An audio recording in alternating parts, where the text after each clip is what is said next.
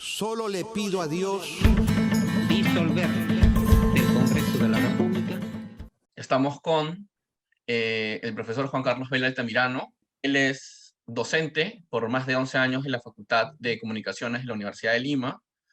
Es bachiller en Ciencias de la Comunicación por la Universidad Privada Antenor Orrego y tiene una maestría en Estudios Sociales y Políticos Latinoamericanos por la Universidad Alberto Hurtado de Chile.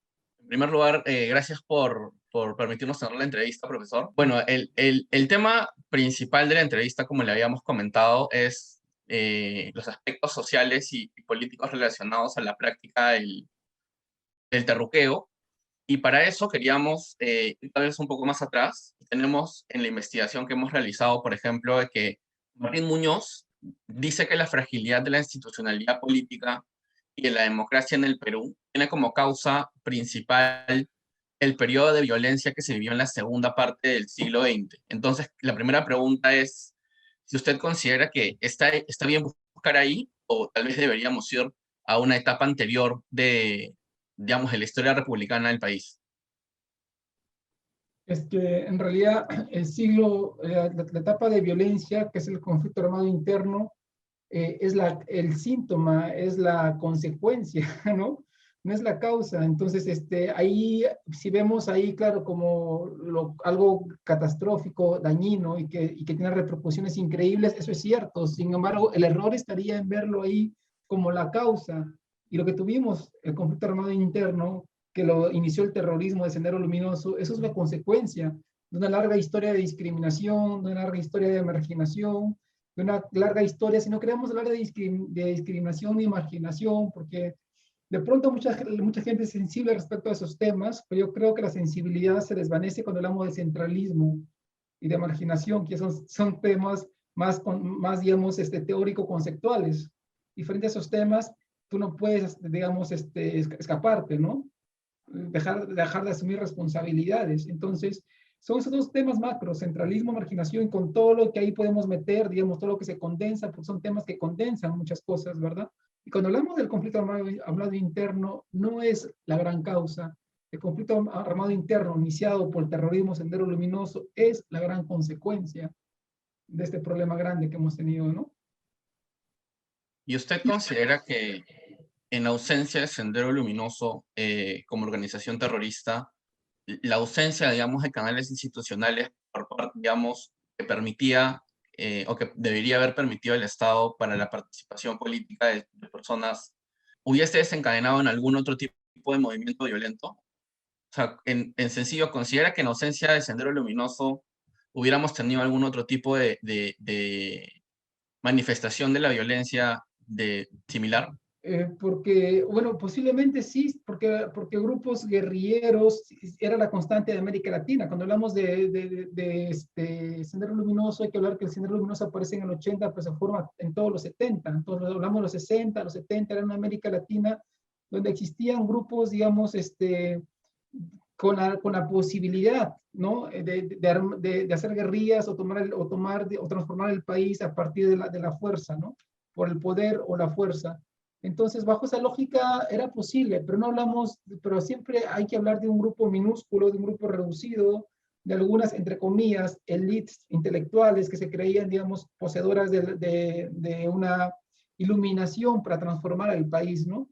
Entonces, bajo esa lógica sí hubiera sido posible, pero ahí estamos justamente también reduciendo Sendero Luminoso a un grupo de personas que creían que tenían la posibilidad de transformar el país. Entonces, eso hubiera sido posible, claramente que sí, porque era el contexto de una América Latina convulsa, y que una América Latina en un contexto de revoluciones, no grandes, pero revoluciones o estallidos o intentos de transformar la realidad. Pero no hablamos de una revolución, digamos, tipo la gran masa, la gran población, los grandes campesinos, la población indígena, porque esa población estaba al margen digamos, de los requerimientos formales que exige entrar en competencia política.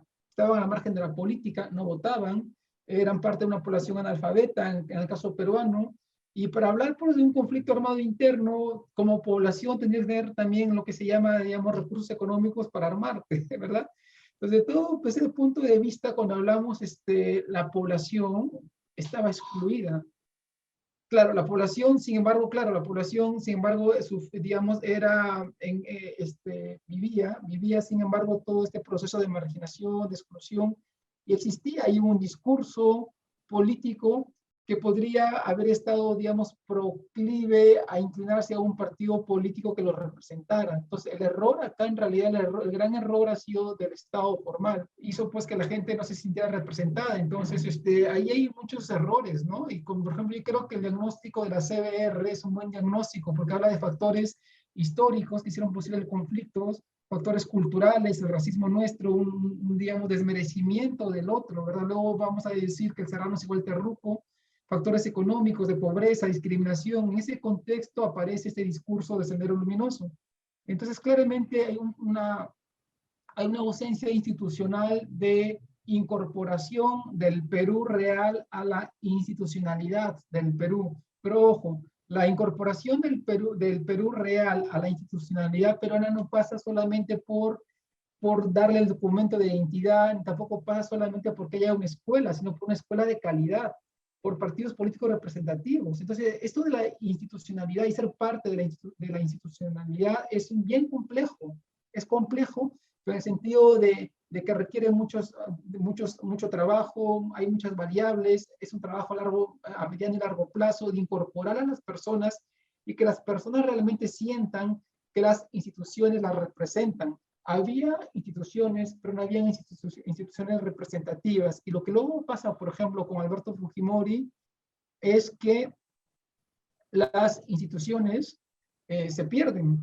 Siguen existiendo, lógicamente, pero pierden independencia, pierden transparencia y un montón de aspectos. Entonces, con el gobierno de Fujimori, si desde el punto de vista analítico, a nivel de institucionalidad, como transparencia e independencia, el Perú se vino abajo también. Justamente sobre lo que había tocado, tengo algunas preguntas. En primer lugar, por ejemplo, de Gregori menciona que la gesta de Sendero se da desde el 69 hasta el 79 y se hace público después del planeamiento, digamos, del partido, la propuesta política de violencia de Sendero a raíz de la quema de ánforas de Tuxtla. Coetáneamente con eso tenemos dos hechos que nos gustaría que comente. El primero es que al final del gobierno revolucionario de las Fuerzas Armadas, cuando se hace un retorno a la democracia de alguna manera, la data disponible que tenemos nos inclinaría a pensar de que existen digamos, que el 90% de personas se encontró de alguna u otra manera representada en la Asamblea Constituyente que dio origen a la Constitución de 1979. Entonces, tenemos eso como, digamos, de alguna manera, representatividad o encauzamiento institucional de propuestas, coetáneamente, como le comento, con el nacimiento, digamos, no el nacimiento, sino más bien con la puesta en escena de los actos violentos de Sendero Luminoso. Y por otro lado tenemos, y esto fue súper mainstream, por decirlo de alguna manera, a raíz del documental La Revolución de la Tierra, en donde básicamente lo que mencionan algunas de las personas que participan en el documental es que en ausencia de la reforma agraria realizada por Velasco Alvarado, la violencia hubiese terminado, digamos, con la institucionalidad democrática en general. En sencillo, hubieran ganado el conflicto las organizaciones terroristas. Entonces, ¿cómo se compagina de alguna manera que la representatividad de fines de los 70, bueno, o la supuesta representatividad de fines de los 70 y el gobierno revolucionario de las Fuerzas Armadas, digamos, sobre todo la primera parte del gobierno revolucionario con la gesta de Sendero? Claro, es que hay cuestiones, has hablado de varios nombres, ¿no? Definitivamente Carlos Iván de Gregory, como voy a ver, no tengo el libro, tengo un resumen en qué difícil ser Dios, porque ideología y violencia política, Sendero Luminoso, ahí analiza a Sendero Luminoso y también lo desmenuza, ¿verdad? deconstruye y se da cuenta pues que era una lógica completamente distinta, la lógica del Sendero Luminoso a la lógica andina. La lógica comunitaria andina o colectivista andina era completamente distinta. La lógica de acá, entonces, claro, era difícil ser Dios, era una cosa completamente alocada, descontextualizada, imposible de que iba a calar en la población, porque eran lógicas completamente distintas, ¿no? Entonces, qué difícil ser Dios o qué ilógico para Guzmán hubiera sido ser Dios en un contexto como el nuestro, ¿no? Entonces, la población andina, yo creo, bajo esta lógica, te respondo a la última pregunta, que aunque es Hugo Neira el que dice, ¿no? en La Revolución y la Tierra, que sin la reforma agraria posiblemente Sendero Luminoso hubiera acabado con el país porque hubiera tenido el apoyo de la población. Eso dice Hugo Neira. Bueno, uno podría pensar que sí, porque resulta lógicamente viable pensar, especular. Y también podemos especular con Carlos Iván de Gregory, cuando él dice claramente lo difícil que era para Abimael Guzmán ser Dios, porque era un Dios fanático de la muerte. Y la cultura andina no es la cultura de la muerte, es una cultura de la agricultura, de la reivindicación, del sol, de la ecología. Ancestralmente es eso la cultura andina. Entonces, aunque no hubiera habido revolución, yo creo, siguiendo ya no a Hugo Neira, sino siguiendo pero eso significaría asumir que el hombre andino es violento. Y entonces ahora vamos a la otra cara, y el hombre andino no era violento, no era violento, y esa no violencia del hombre andino se ratifica acá cuando hablamos de Carlos Iván de Gregory, cuando dice qué difícil es ser Dios en torno al estudio del Sendero Luminoso y de Abimael Guzmán, que tuvo dificultades para compenetrarse con el sentir andino, ¿no? Con ese colectivismo comunitario andino, con ese trabajo en equipo, porque los Andes, las dificultades te exigen el tema de la redistribución, el tema de la coordinación, el tema del trabajo en equipo. Ojo, hablamos trabajo en equipo es una cosa, se puede asociar trabajo en equipo con colectivismo que existe o con comunitarismo, pero no con comunismo, ¿verdad? Son cosas completamente distintas para no distorsionar el asunto. Entonces, ese sentido andino no encajaba con la violencia de Abimael Guzmán. Entonces es difícil creer, no, sin ser absolutos, es poco, personalmente, después de pensar las cosas, es difícil sostener lo que dice Hugo Neira, ¿no? Que sin la violencia, que sin la reforma agraria, Sendero Luminoso hubiera cuajado en el territorio. Yo me inclino por creer esa otra teoría, siguiendo a partir de esta otra lógica analítica. La posibilidad que tuvo finalmente el Estado, digamos, muchas personas consideran que el Estado actuó demasiado tarde y está relacionado eso, digamos, con la intensidad, de alguna manera, de los métodos que empleó para erradicar, digamos, el terrorismo. Y finalmente, cuando se captura a Abimael Guzmán en el año 92, no se sigue necesariamente o de manera inmediata una investigación respecto a cuáles habían sido las bajas o cuáles habían sido las implicancias sociopolíticas, digamos, del enfrentamiento armado. Entonces, nosotros tenemos que Fujimori hizo hizo el autogolpe de Estado, se promulgó una nueva constitución en el 93, y pasaron 10 años entre ese momento y el momento en el que la Comisión de la Verdad y la Reconciliación emitió su informe final.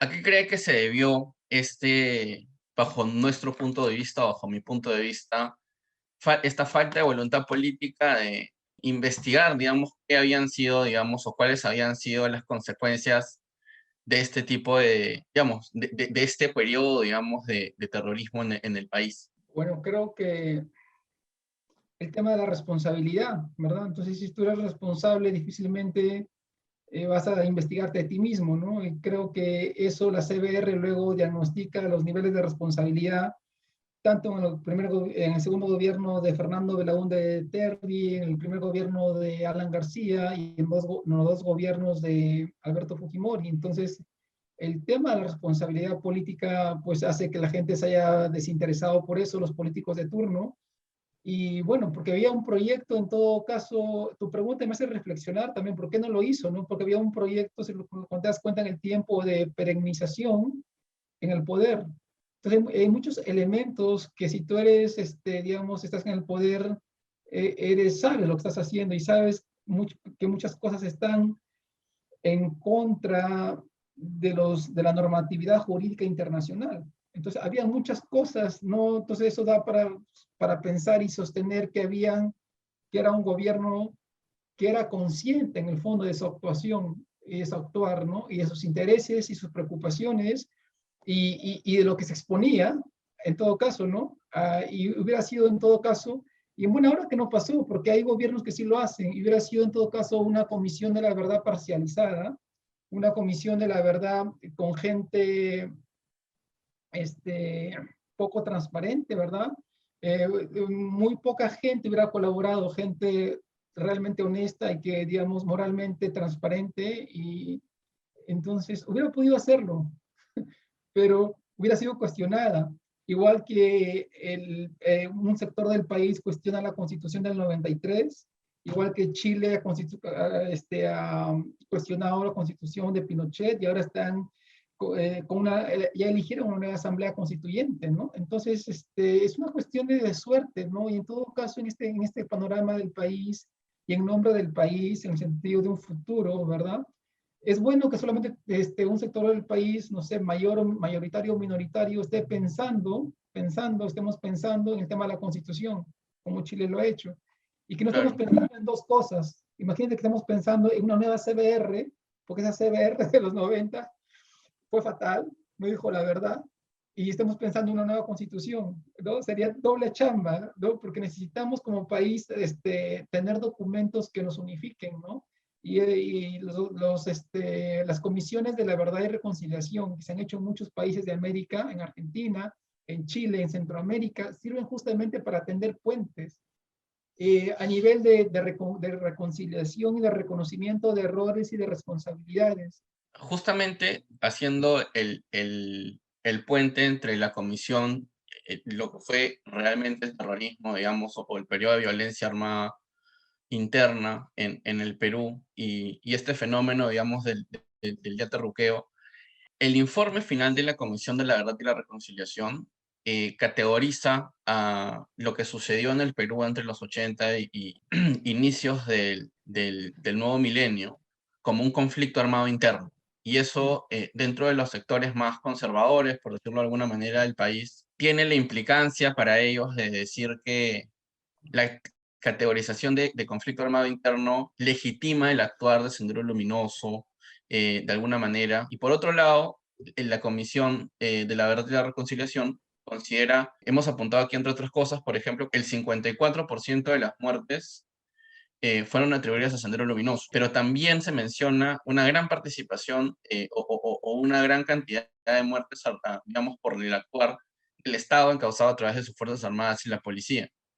Y otro dato que nos parece importante es que el 75% de las personas que murieron fueron de origen indígena. Entonces, las preguntas después de esto, de este breve recuento es, ¿usted considera que considerar el periodo de violencia como conflicto armado interno tiene las implicancias que un sector conservador del país aduce que tiene como primera medida y como segunda, usted considera importante, digamos, o valiosa, digamos, digamos, el informe final y lo emplea como el elemento, digamos, de crítica o estudio o análisis en las clases que usted enseña?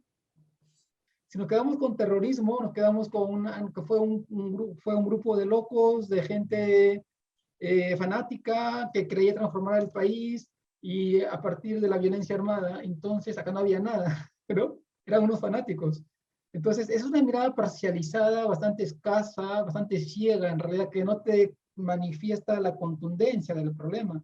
Cuando hablas de conflicto armado interno, estás obligado a decir, pero ¿por qué surgió esto? Entonces empiezan a aparecer las razones, las causas, el centralismo, la marginación, la pobreza, la exclusión, el racismo, todo lo que era la CBR, ¿verdad? Y cómo que hicieron posible, por ejemplo, que un grupo creyera que esa era la salida, en un contexto latinoamericano también de revoluciones. Entonces, además hablar de conflicto armado interno no anula la palabra terrorismo, porque el conflicto armado interno reconoce que fue el terrorismo, el accionar terrorista y violento de Sendero Luminoso el que inició el conflicto armado interno, pero lo inició en un contexto de causalidades. Sin esas causalidades no hubiera existido eso. Entonces, una cuestión, digamos, de anular la palabra conflicto armado interno significaría que el terrorismo Sendero Luminoso surgió en un país paradisiaco, en un país idílico donde todo era perfecto. Y eso no es así. Y reconocer la palabra de conflicto armado interno es reconocer este Perú complejo, este Perú lleno de problemas, de largos problemas sin resolver, ¿verdad? De problemas históricos, podríamos decir. Entonces, ahí tiene sentido, porque nos involucra a pensar en nosotros como sociedad, ¿verdad? De pensar en nosotros como país. Entonces, ¿qué hicimos mal para que aparezca esto? ¿Y cómo reaccionamos cuando esto apareció? Cuando apareció, reaccionamos mal también. Y por eso es que ahí entonces tenemos que buena parte del porcentaje, la mayoría se lo lleva los grupos terroristas, pero buena parte del porcentaje también estuvo de parte de nosotros, ¿verdad? Como población civil o como sociedad, como Estado, que también, si bien es cierto, tenías que reaccionar y bueno, matar a terroristas. Pero no tenías que matar a población civil. ¿Y por qué se mató a la población civil? Centralismo, racismo, cholo igual, terruco, serrano igual, terruco, estudiante de la Universidad de Huamanga igual terruco, ¿verdad? San Marquino igual terruco. Entonces, ¿eso responde a qué responde? Responde a nuestro imaginario centralista, a nuestro imaginario racista, a nuestro imaginario divisionista, que nos lleva a unos reduccionismos increíbles. Y eso nos involucra a todos. Y en ese todos, ¿cómo entramos los que no éramos terroristas? ¿Verdad? ¿Cómo entendemos esto, el Perú formal? ¿Cómo entra el Estado y dice, miércoles, acá la cagamos, acá hay que hacer algo? ¿Cómo entramos?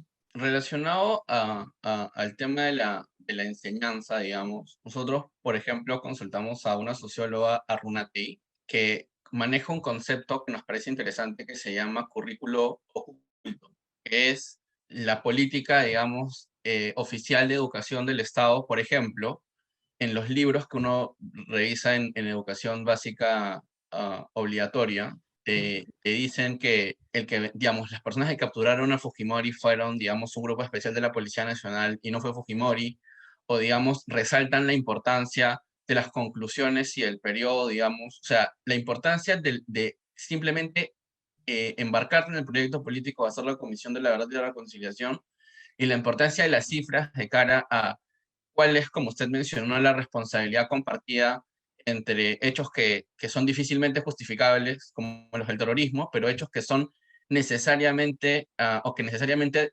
implican algún tipo de reflexión, como la actividad del Estado, digamos, en la represión, cuando las personas que reprimían no eran terroristas. Entonces, lo que dice Ronatey es que las vivencias de los profesores en los colegios hacían que las personas salgan del colegio pensando, por ejemplo, que Fujimori fue el mejor presidente del Perú, que Fujimori venció el terrorismo y que la Comisión de la Verdad y la Reconciliación era un documento de gente rica, o sea, era un documento de sociólogos de escritorio que no tenían ni idea de la realidad nacional y que de alguna manera directamente lo que dicen, este es un estudio de casos, pero lo que dicen es que no lo tomaban en consideración para digamos, educar a las personas en quinto de secundaria, que es donde se toma este tema generalmente. Entonces, en primer lugar, queríamos saber cuál es su opinión acerca de eso, y en segundo lugar, si cree que eso se replica en la universidad. Es cierto, pues el tema del currículo oculto, como lo planteas y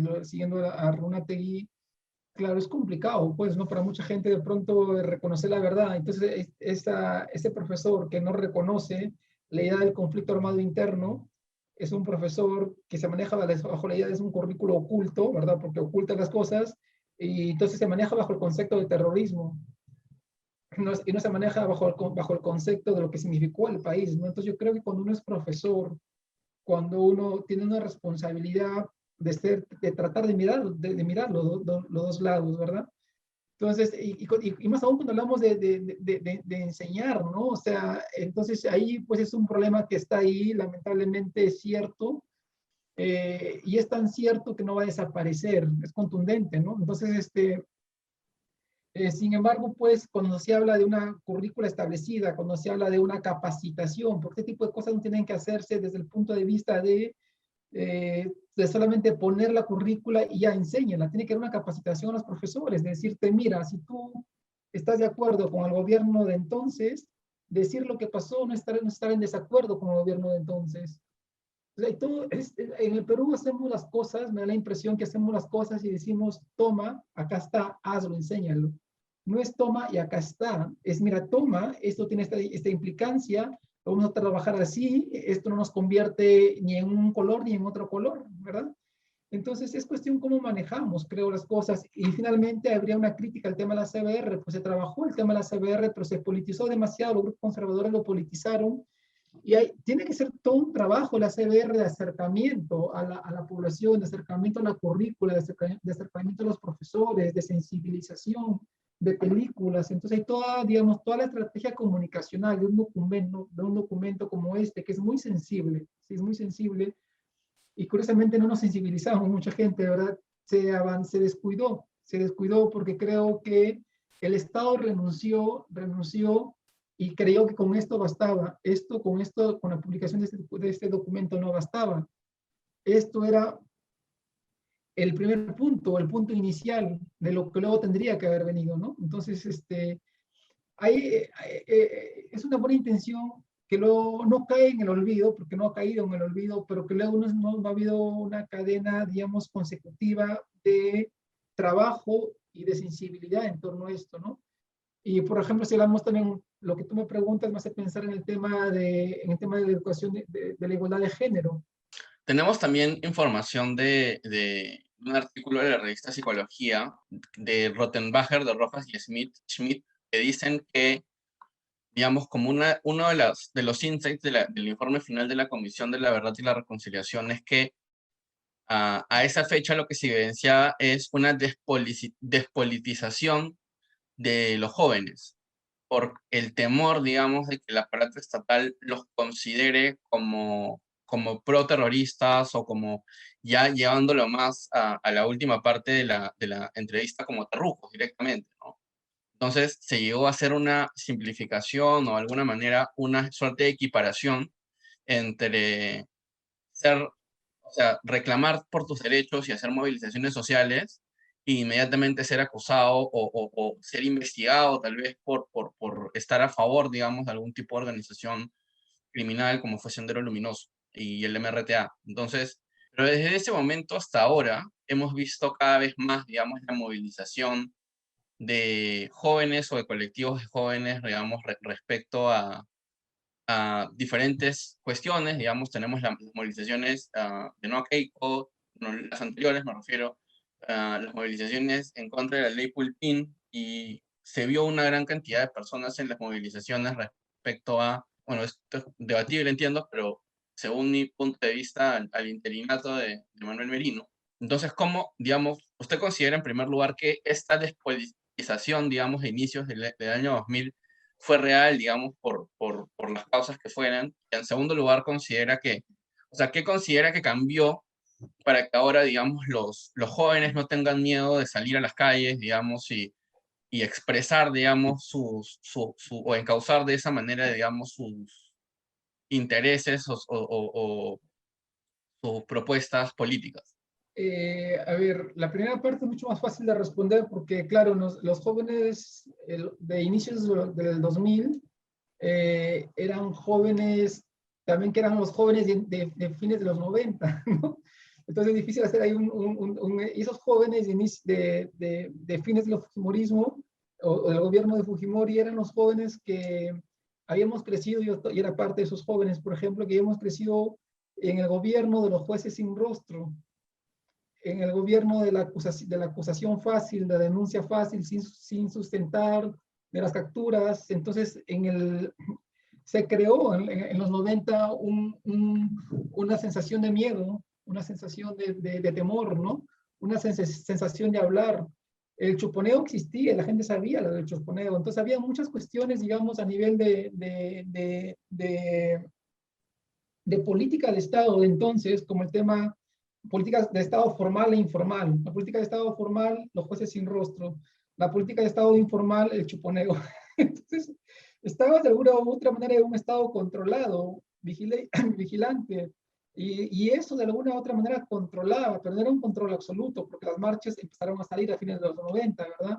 En los Cuatro Suyos hubieron manifestaciones, entonces la juventud no estaba manipulada, no era política. Yo creo que la juventud entonces, en el contexto de tu pregunta, era una juventud que respondía a un Estado controlista, a un Estado de los mil ojos, por lo que te explico y acabo de decir. Entonces, porque la gente sabía, claro, algunos decían que no sabían.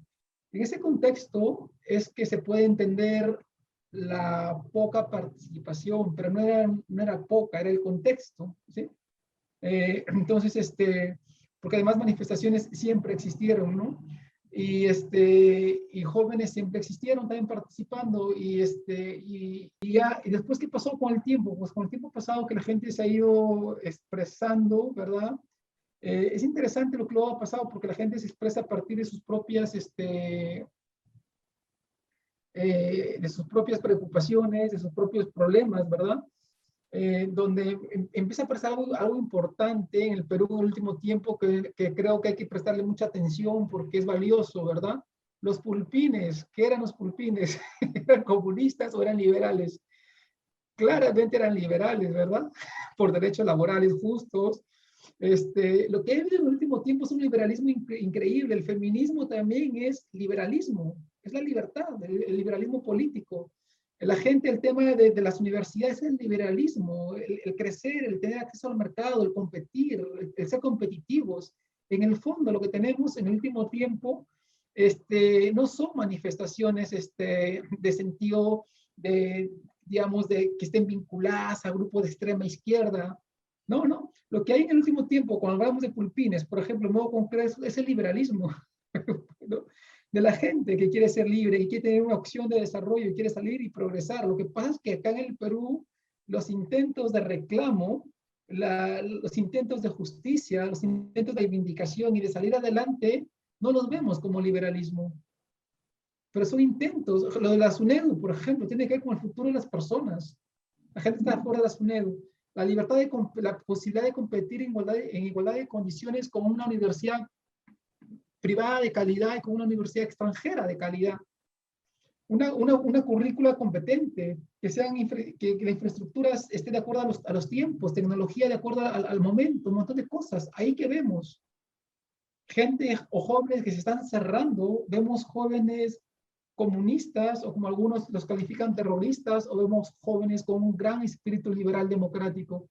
Ojo, y cuando hablamos del liberalismo, el espíritu liberal democrático, también tienen que ser conscientes que el ser liberal no significa necesariamente ser de derecha, ser liberal también significa ser de izquierda, ¿no? De una izquierda democrática. El feminismo es un feminismo liberal, o sea, el feminismo tiene una esencia liberal increíble, pero no lo vemos así, porque no queremos verlo así, porque en el Perú hay una guerra de satanización frente al pensamiento, ¿verdad? Lo que Marcos y Fuentes me parece bastante preciso como lo llama, ¿verdad? La policía del pensamiento. Que no, está prohibido, si tú piensas alguna cosa te van a ver mal, ¿no? Ya relacionado a la coyuntura actual, nosotros hemos podido ver la campaña de terruqueo, digamos, ha sido importante, no solamente en esas elecciones, y no solamente en segunda vuelta, ni siquiera, sino al menos, digamos, desde el primer intento de Humala por llegar a la presidencia. Antes de eso vimos que habían, de hecho en Twitter circularon panfletos que decían que, por ejemplo, Belaúnde Terry era comunista. Digamos, no es que antes del conflicto armado las personas conservadoras no intentaran hacer o unir, digamos, a candidatos que no eran acusadamente conservadores de favorecer a Cuba, bueno, en ese momento a Cuba, pero digamos, después del conflicto, del tema del conflicto armado interno, lo que hemos podido apreciar es una suerte de campaña o de discurso relacionado al terruqueo, ¿no? Entonces, nosotros, bueno, la pregunta esencialmente es, ¿cuál considera usted o qué considera usted que son las causas, digamos, o mejor dicho, no las causas, sino cuáles creen que son las implicancias del terruqueo? Y si es verdad, pues está de acuerdo con algunas personas que dicen que esa estrategia ya está desgastándose, como ya está llegando a su fin, digamos, que las personas consideren o se crean que todo lo que está relacionado a políticas progresistas es, digamos, es terruqueo, ¿no? Que básicamente es decirle a alguien que es un terrorista. Es bien complejo tener una respuesta si se está desgastando o no, porque, por ejemplo, yo podría sostener que se está desgastando porque ciertamente ahorita hay un descrédito del tema del terruqueo, una campaña de segunda vuelta, la gente ya no cree en eso del terruqueo.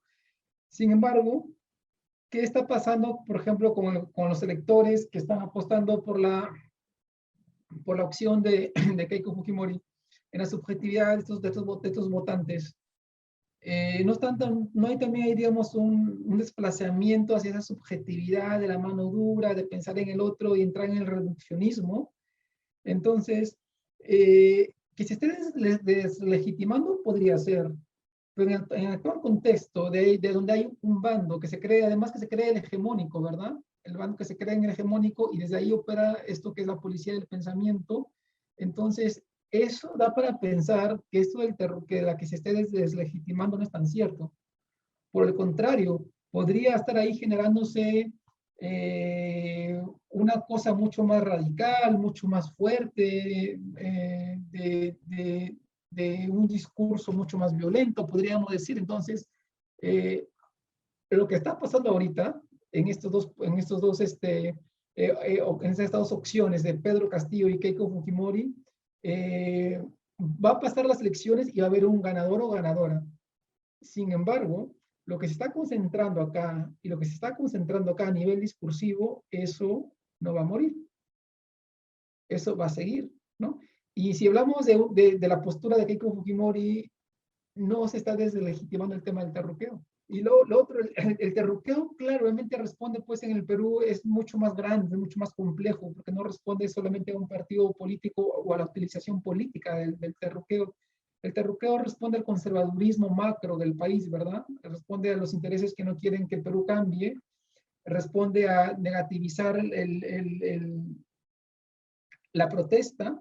Básicamente lo que tiende es a negativizar la protesta, a estigmatizar el reclamo, ¿verdad? A demonizar la justicia, etcétera, etcétera. Esa es la política del terruqueo, en realidad.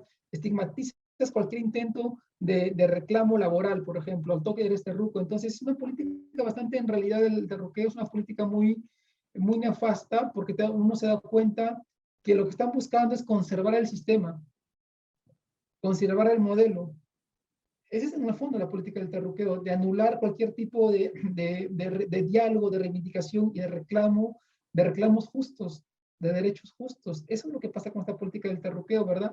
Y que finalmente uno se da cuenta que es una línea histórica, una línea histórica de animalizar al otro, ¿verdad?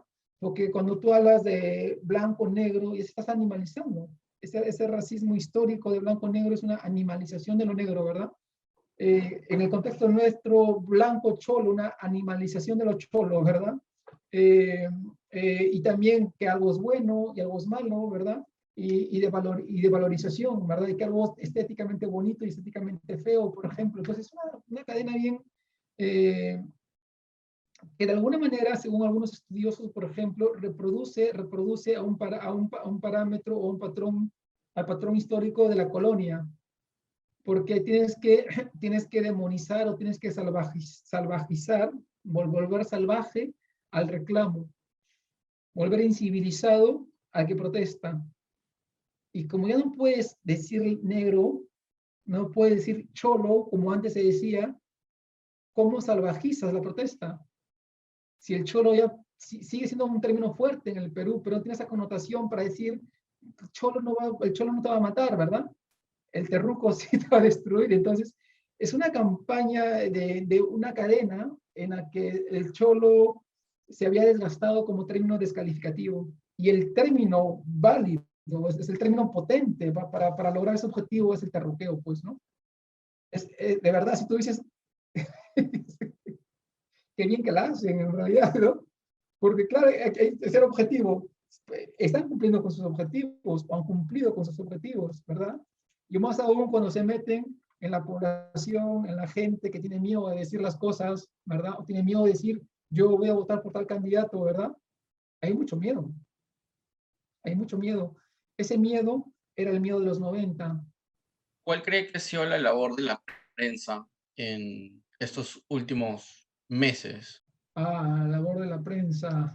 Yo creo que decir algo de la prensa, ¿me puedo saltar esa pregunta? Porque, ¿qué puedo decir de la prensa? Creo que la prensa por sí misma se ha desnudado, ¿verdad? La gente se está dando cuenta de las cosas, las redes sociales son un gran empoderamiento, ¿verdad? De la gente, ¿verdad? Ya sea para apoyar o para rechazar.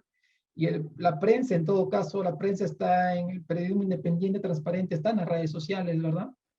Eh, no quisiera hablar sobre la prensa porque me va a costar ser objetivo o emplear palabras neutrales. ¿Sí? Ya, perfecto. Muchas gracias, profesor.